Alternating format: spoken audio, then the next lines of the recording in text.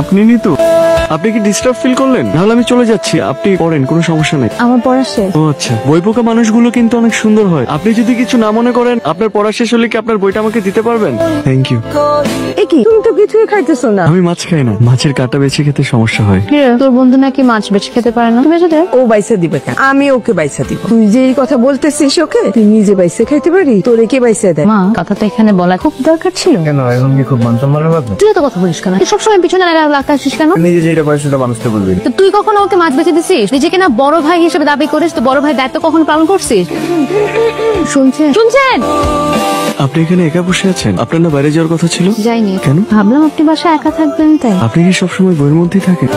না, সবসময় না। তাহলে? আসলে বাসায় কথা বলার মতো কোনো মানুষ থাকে না, তাই বই পড়ি। কথা বলার মানুষ পেলে কথা বলতেন? হয়তো। যারা জীবনে তাদের কথা বলার মানুষ পায় না, আর তারা যখন পায় তখন তাদের জীবনের সমস্ত কথা তাকে বলে, সেটা কি জানেন? তো আপনি কি আমার কথা শুনতে চাচ্ছেন না নিজের কথা বলতে চাচ্ছেন? আমি আপনার কথা শুনলাম, এটাই বেটার। আপনার প্রিয় লেখককে? সমরেশ মজুমদার। তার সাতখান বইটা খুবই সুন্দর। আপনার প্রিয় লেখককে? সমরেশ মজুমদার। আপনার সাথে আমার আগে দেখা হলে ভালো হতো। এখন কি বেশি দেরি করে ফেললাম? হয়তো। আসো বাবা। এই লোকটাকে?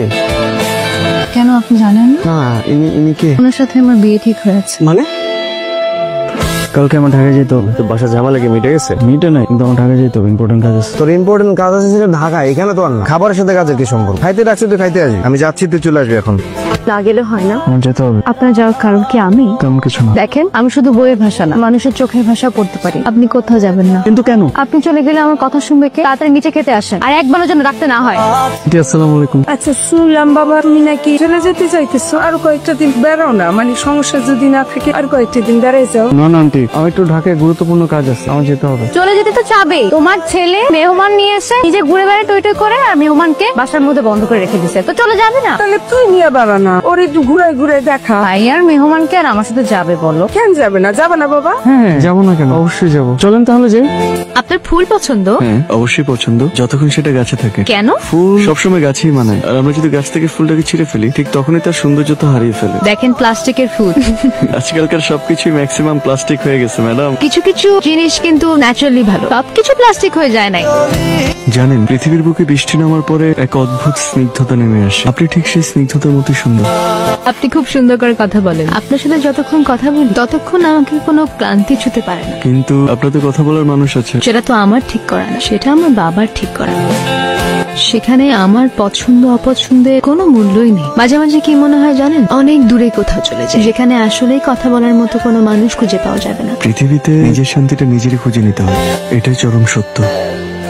আপনার কি মন খারাপ? কেন? কারণ আমার মন খারাপ। আচ্ছা, কোনো মানুষ যদি কোনো কিছু মন থেকে চায় তাহলে সেটা পায়? অবশ্যই পায়, যদি সেটা সে মন থেকে চায়। মানুষ আয়নার মতন, মানুষের সামনে ঠিক তখনই তার আয়নাটা ভেসে ওঠে যখন থেকে সে তার মনের মানুষকে খুঁজে পায়, এবং সেই মানুষটার মধ্যেই নিজেকে দেখতে পায়, একটু জিরিয়ে নিতে পারে। আপনার জন্য জানিয়ে আসি। আমি তো ভেবেছিলাম আপনাদের বাড়িতে যাব, আসলে আমার ওই ভিসাটা হয়ে গেছে। চাচ্ছিলাম যে এর আগে প্রোগ্রামটা হয়ে যেতে। 7 থেকে 10 দিনের ভিতর। আমাদের দুজনে যে নানা তিনি করবে না। আমরা খাবো, তুমি না খেলে হয় না।